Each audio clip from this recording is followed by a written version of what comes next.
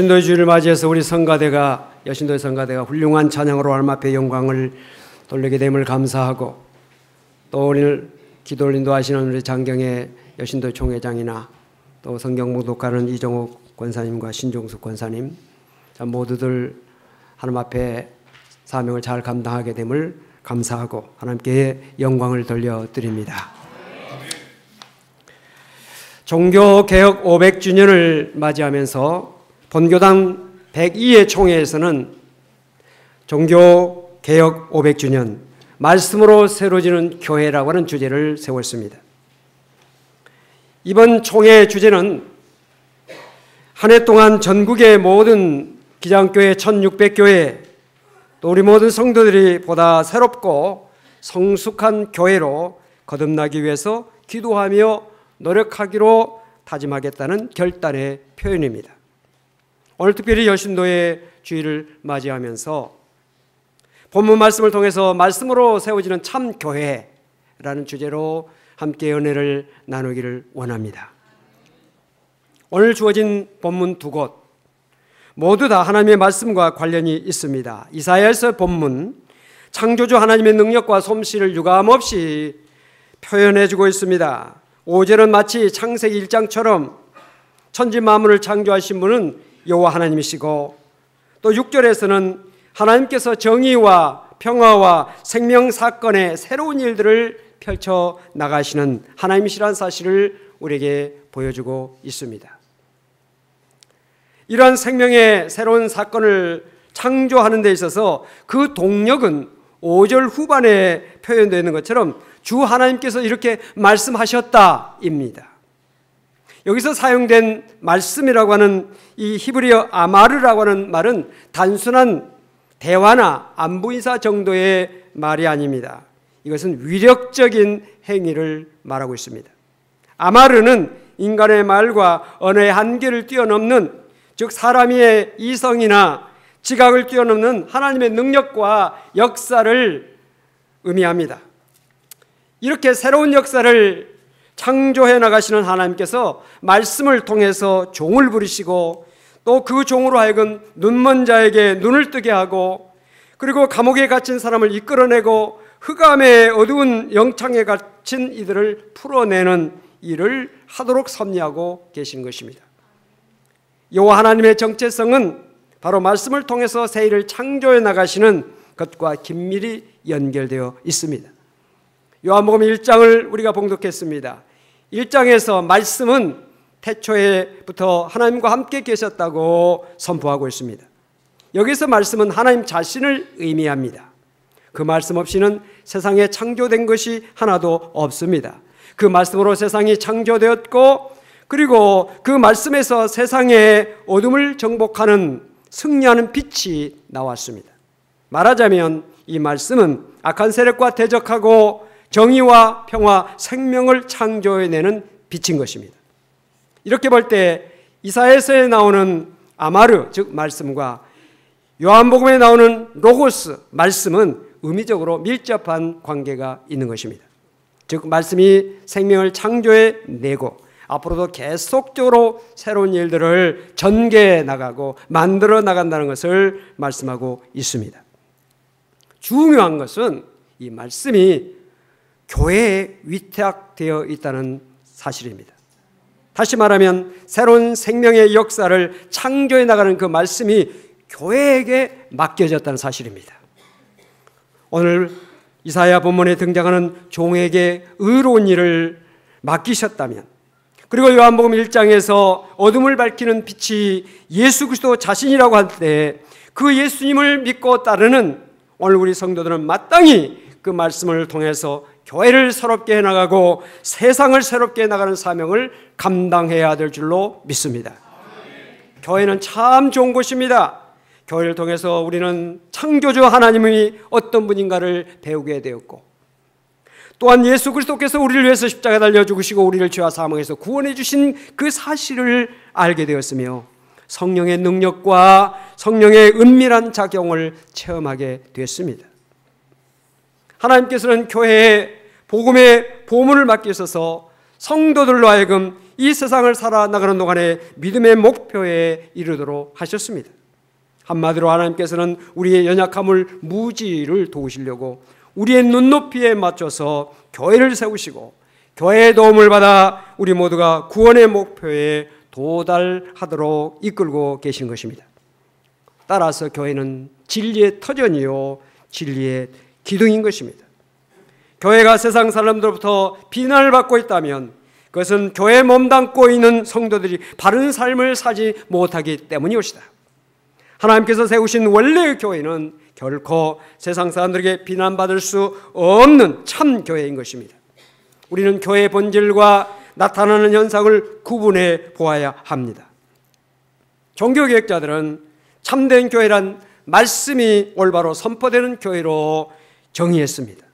특히 존 칼빈은 가르치는 교회의 중요성을 강조했습니다. 그 가르침이란 곧 성경 말씀의 교육을 의미합니다. 칼빈은 제네바 교회에서 설교를 통해서 부지런히 성도들을 교육했습니다. 칼빈은 하나님의 말씀, 즉 성경은 말씀으로 된 실과 같다고 말했습니다.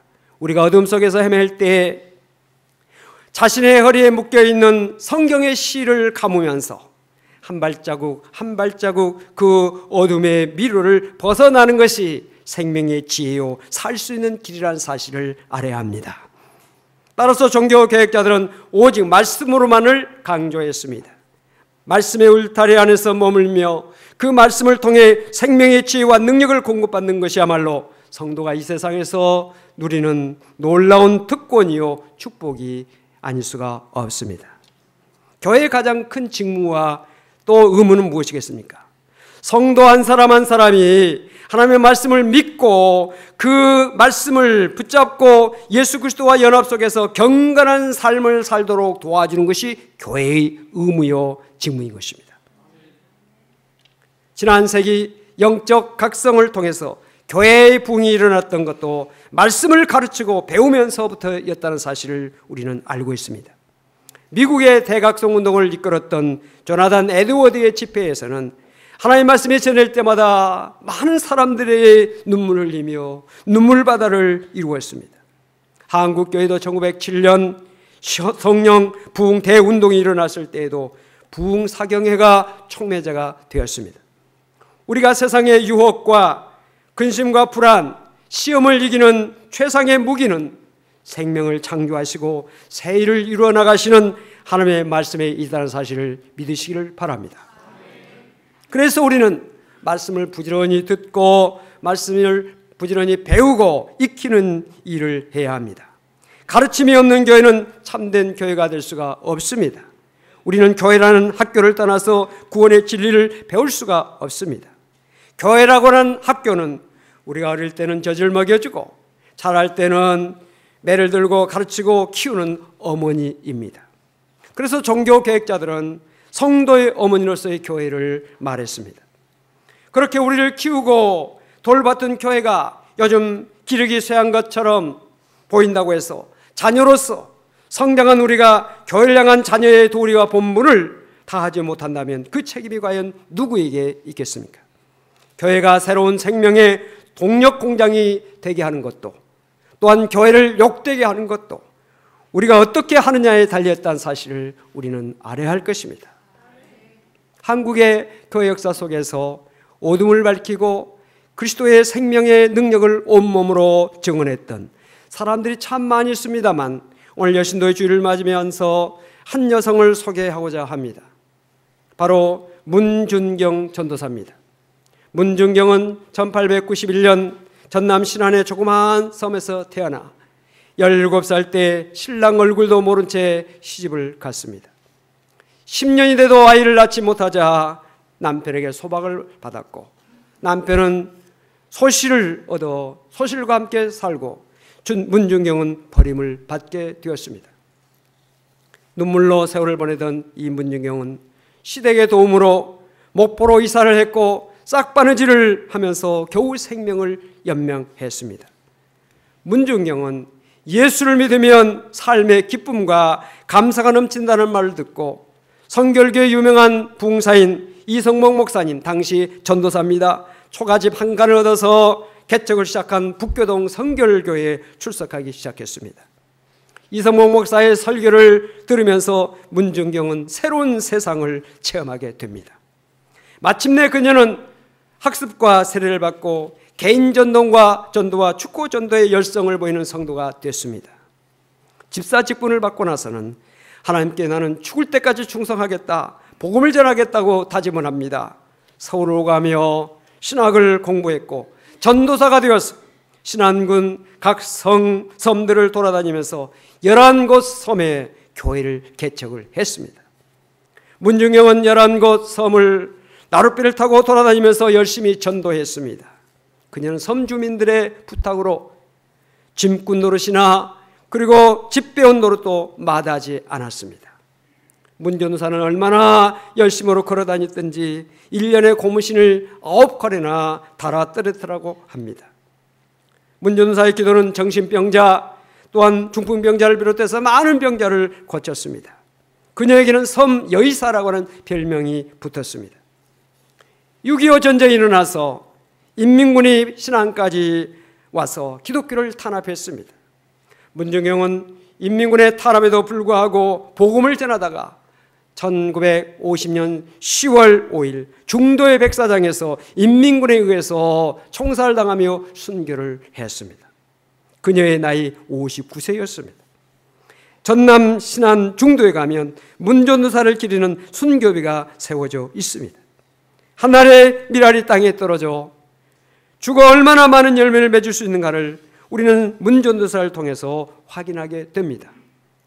요한복음 12장 24절에 내가 진실로 진실로 너에게 이르노니 한 알의 밀이 땅에 떨어져 죽지 아니하면 한 알 그대로 있고 죽으면 많은 열매를 맺느니라. 오늘 기도를 인도하신 여신도 총회장의 기도 속에서 여성들의 주님을 향한 사랑과 충성의 헌신의 다짐을 우리가 느낄 수가 있었습니다. 미랄의 열매 얼마나 소중합니까? 한국교회만 하더라도 70% 이상의 여성들로 이루어져 있습니다. 한국교회가 이만큼 성장에 옴에 있어서 여신도들의 기도와 그들의 헌신이 큰 걸음이 됐다는 사실을 어느 누구도 부인할 수가 없을 것입니다. 한국교회 초창기 시절에 선교사들이 입국해서 전도를 할 때 말이 통하지 않아서 애를 먹을 때가 참 많았습니다.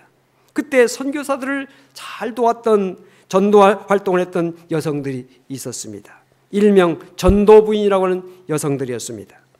전도부인들은 대부분 남편에게 버림을 받거나 시댁으로부터 차별을 받으면서 제대로 대접을 받지 못했던 사람들이 많았습니다. 초창기 전도부인으로 명성이 높았던 사람들은 자기 이름도 없이 사람들로부터 김시댁 아주머니, 이시댁 부인 등등의 이름으로 불렸습니다. 그런데 그분들은 예수를 만나 한 인격체로 성장해서 한국교회 초창기 여성 지도자들로 우뚝 서게 됐습니다. 21세기 오늘의 시대를 흔히 문화의 시대, 생명의 시대, 여성의 시대라고 표현합니다. 미래학자로 이름을 날리고 있는 엘빈 토플러라고 하는 박사는 21세기는 여성이 사회 중심에 서는 시대라고 공언한 바가 있습니다. 요즘 지식 정보화 시대, 창의력과 부드러운 공감 능력, 섬세한 유연성이 중요시되고 있습니다. 여성들의 역할이 더 빛나는 시대라고 할 수가 있습니다. 교회도 마찬가지입니다. 교회의 사역이 무엇입니까? 사람들에게 복음을 증가하는 일이요, 무엇보다도 힘이 없고 가난하고 보잘것없는 사람들을 사랑으로 돌보고 섬기며 그들에게 참된 위로를 베푸는 사람이 되는 것, 이것이 교회의 성도들의 마땅히 해야 할 일이라는 사실을 우리는 알 때 여성들의 역할이 얼마나 중요하다는 사실을 우리는 더욱더 절감하게 되는 것입니다. 그런데 한국 교회의 현실은 조직이나 행정이나 인사 등이 남성 중심으로 되어 있다는 사실을 우리는 부인하지 않을 수 없습니다. 참교회라고 하는 말은 단순한 표어나 구호가 아닙니다. 우리가 세상에서 신앙생활 활동안에 계속해서 추구해 나가야 할 소중한 목표인 것입니다. 우리 교회가 날마다 말씀 안에서 새로워지는 교회, 참교회의 모습, 우리가 사도행전적인 교회, 그리고 저 예루살렘의 초대교회를 우리가 자꾸 이야기하는 것은 하나님께서 원래 창조하신 그리고 만드신 그 교회의 모습이 어떤 모습인가, 그리고 오늘 우리의 한국교회를 비롯해서 오늘날 이 땅의 교회가 얼마나 하나님께서 만드신 원래 세우신 그 원래 교회에서 벗어나 있는가, 멀리 떨어져 있는가를 알기 위해서 우리는 사도행전 교회나 그리고 초대교회를 말씀을 통해서 늘 깨닫고 있는 것입니다. 오늘 사랑하는 성도 여러분들, 우리는 말씀을 존중해야 됩니다. 오늘 우리는 말씀 앞에 순종해야 됩니다. 우리는 말씀 앞에 일어서야 되는 것입니다. 어떤 사람도 말씀 앞에 고개를 숙이고 말씀의 인도를 받고 말씀의 지도를 받고 말씀에 순종해야 된다는 사실을 우리는 분명히 알고, 세상의 어떤 권력이나 세상의 어떤 물질이나 세상의 어떤 학식이 문제가 아니라 우리는 하나님 말씀 앞에 고개를 숙이고 그 말씀에 순종하는 자세를 우리 모두가 가져야 될 줄로 믿습니다. 우리가 세상을 살아갈 때 정말 계속적으로 날마다 우리의 삶 속에서 늘 생각해야 되는 것은 어떻게 하면 바르게 살까? 어떻게 하면 하나님 말씀대로 살까? 어떻게 하면 참 교회의 모습을 회복할까? 세상의 빛과 소금의 역할을 감당하는 교회가 되게 할까? 여기에 우리가 늘 관심을 가지고 늘 기도해야 될 줄로 믿는 것입니다. 교회 개혁이라고 하는 것은 거창한 구호나 목소리를 크게 내지른다고 되는 것이 아닙니다. 그 개혁이란 나 자신부터 출발해야 되는 것입니다. 옷을 찢지 말고 마음을 찢으라고 하는 요엘서의 그 말씀처럼 개혁의 대상을 밖에서 찾지 말고 나 자신에게서부터, 그리고 우리 교회에서부터 찾고 개혁해 나가는 것이야말로 진정으로 참 교회가 되고 참 성도가 되는 길이라는 사실을 우리는 알아야 할 것입니다. 개혁하면 좀 거북스럽게 생각하는 사람도 있습니다. 개혁이라고 하는 것을 너무 우리가 거창하게 생각할 필요가 없습니다. 개혁이라고 하는 것이 무엇입니까? 현재 나쁜 상황을 좀 더 좋게 바꾸는 것이 개혁의 옷이다. 우리는 개혁을 쉽게 생각하고 나쁜 환경, 나쁜 생각, 나쁜 우리의 모든 삶을 좀 더 나은 삶으로, 좀 더 나은 미래를 향해서 나아가는 것, 이것이 개혁인 것입니다. 그렇게 하려면 본질을 생각하고 거기다 내 기준을 맞추고 개선해 나가는 자세가 필요한데, 그 본질을 어디서 알 수 있느냐? 말씀을 통해서 우리가 알게 된다는 사실입니다. 그래서 우리가 말씀을 존중하고 그 말씀을 늘 듣고 그 말씀 앞에 고개를 숙이고 그 말씀 앞에 우리가 순종해야 된다는 사실을 우리가 분명히 말씀 앞에서 다짐해야 될 줄로 믿습니다. 양의 목자가 양들을 끌어갈 때 양들은 목자의 음성을 듣고 따라갑니다. 성도들도 하나님의 말씀을 듣고 따르는 길이 안전하고 생명에 이르는 길이라는 사실을 인정해야 할 것입니다. 여신도의 여러분, 그리고 오늘 하나님의 말씀을 듣는 성도 여러분, 우리 모두 하나님의 말씀으로 우리 자신뿐만 아니라 교회를 새롭게 일궈나가고 복음의 새 역사를 창조해 나가는 일에 힘써서 오늘날 한국교회, 우리 교회가 참교회로서 하나님 앞에 더욱더 바로 서는 일에 우리 여신도들과 우리 모든 성도들이 더욱더 관심을 가지고 노력해 나가는 귀한 역사가 펼쳐져서 하나님의 영광이 나타날 수 있기를 주님으로 축원을 드립니다. 기도하십시다. 하나님 아버지, 감사합니다. 오늘 여신도의 주일을 맞이해서 말씀으로 세워가는 참교회에 대한 말씀을 나눴습니다. 우리는 하나님 말씀 앞에서 항상 일어서고 그 말씀 앞에 순종하고 그 말씀을 따르게 힘쓰며 그 말씀을 거울 삼아서 우리의 인생의 길을 살아가야 된다는 사실을 항상 우리가 다짐하고 날마다 말씀으로 새로지는 참교회, 말씀으로 새로지는 우리 모두가 될 수 있도록 은혜를 허락하여 주시옵소서. 예수 그리스도 이름으로 간절히 기도하옵나이다. 아멘.